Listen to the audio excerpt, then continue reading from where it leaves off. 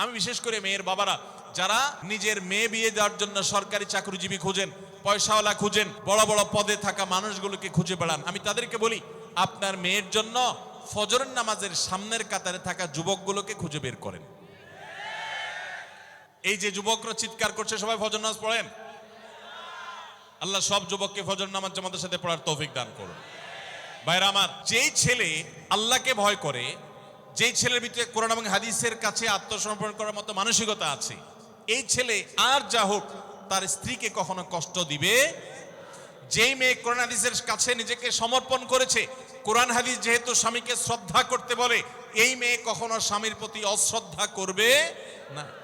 অতএব দাম্পত্য জীবনের অনেক গুরুত্বপূর্ণ একটা পয়েন্ট হলো এটা যে আপনি তার রূপ লাবণ্য, সামাজিক অবস্থান, সম্পদ, পয়সা কড়ি এগুলো দেখেন বা না দেখেন, প্রধান বিবেচ্য বিষয় হবে তার ধার্মিকতা।